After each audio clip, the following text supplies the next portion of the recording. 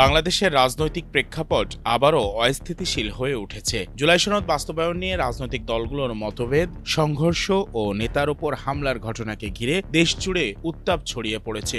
এই জটিল পরিস্থিতি মোকাবেলায় অন্তর্বর্তী সরকারের প্রধান উপদেষ্টা অধ্যাপক মোহাম্মদ ইউনূস আজ জরুরি বৈঠকে বসছেন বিএনপি, জামাত ও এনসিপির সঙ্গে। বৈঠকটি অনুষ্ঠিত হবে যমুনায় প্রধান উপদেষ্টার সরকারি বাসভবনে। গত শুক্রবার রাতে জাতীয় পার্টি ও গণ অধিকার পরিষদের কর্মীদের মধ্যে সহিংস সংঘর্ষ হয়। এতে গুরুতর আহত হন গণ অধিকার পরিষদের সভাপতি নুরুল হক নূর। সেনা ও পুলিশের লাঠিপেটার অভিযোগে এই ঘটনা রাজনৈতিক মহলে প্রবল আলোড়ন তোলেন।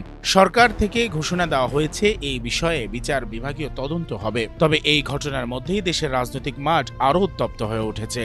আজকের বৈঠক মূলত দুটি বিষয়ে আলোচনা আসতে পারে। একটি, আসন্ন জাতীয় নির্বাচন সুষ্ঠুভাবে আয়োজন। 2, জুলাই সনদের সংস্কার বাস্তবায়ন পদ্ধতি। বিএনপি বলছে সাংবিধানিক সংস্কারগুলো নির্বাচনের পরবর্তী সংসদ বাস্তবায়ন করুক, অথচ জামাত ও এনসিপি চায় নির্বাচনের আগেই সংস্কার কার্যকর করতে হবে। এই মতপার্থক্যই রাজনৈতিক সংকটকে জটিল করে তুলেছে। গণ অধিকার পরিষদ জাতীয় পার্টিকে নিষিদ্ধ করার দাবি তুলেছে, কারণ তাদের মতে জাপা অতীতে স্বৈরশাসন ও জুলাই বিপ্লবে আওয়ামী লীগের সহযোগী ছিল। এ বিষয়ে আইনগত যাচাই বাছাই করা হবে। ফলে আজকের বৈঠকে জাপার রাজনৈতিক ভবিষ্যৎ নিয়েও সিদ্ধান্ত আসতে পারে।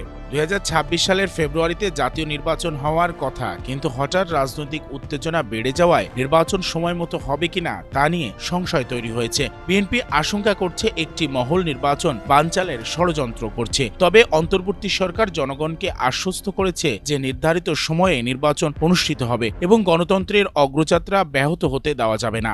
বাংলাদেশের গণতন্ত্র আজ এক সন্ধিক্ষণে দাঁড়িয়ে। দলগুলোর মধ্যে সমঝোতা না হলে আসন্ন নির্বাচন নিয়ে আরও অনিশ্চয়তা তৈরি হবে।